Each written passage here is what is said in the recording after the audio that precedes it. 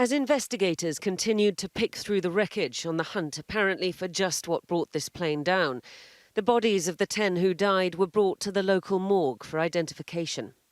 Russia has already said who was on board: Wagner's top command Yevgeny Prigozhin, his deputy Dmitry Utkin, the security chief of Wagner 2, all killed in one clean sweep.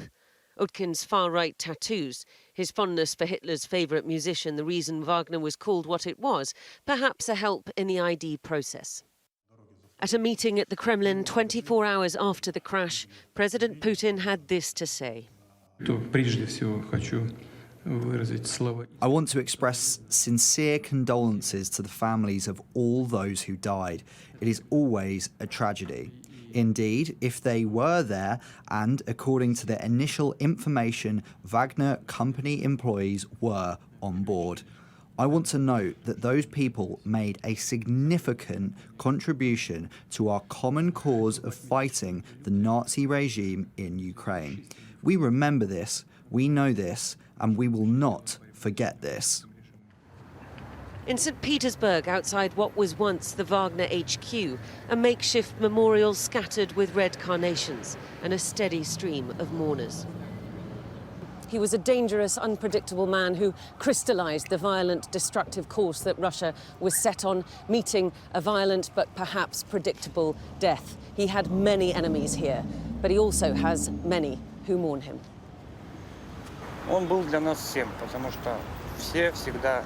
He was everything to us. Everyone was waiting to hear what Uncle Zhenya would say, this man told a local journalist. When I asked him, though, how he felt, he wouldn't comment. That was to our TV, he said. I don't want to talk to you. This woman, Tatiana, a self-declared Stalin fan, was inconsolable. This was my last hope for some change in the future, she says. And now I have none. Oligarchy, and that's it. I asked this man who he thought was behind it. Somebody wants to set up Putin. It's obvious, he says. That's as may be. But if one thing is clear, Russia without Yevgeny Prigozhin certainly makes things simpler for the Kremlin. There's been a lot of talk about Putin seeming weak after this rebellion. Where do you think we are now?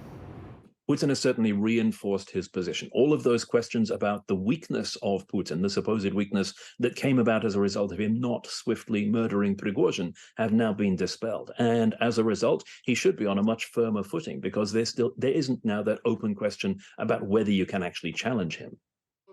Circulating now on social media, an old video from February. It's Prigozhin with Utkin.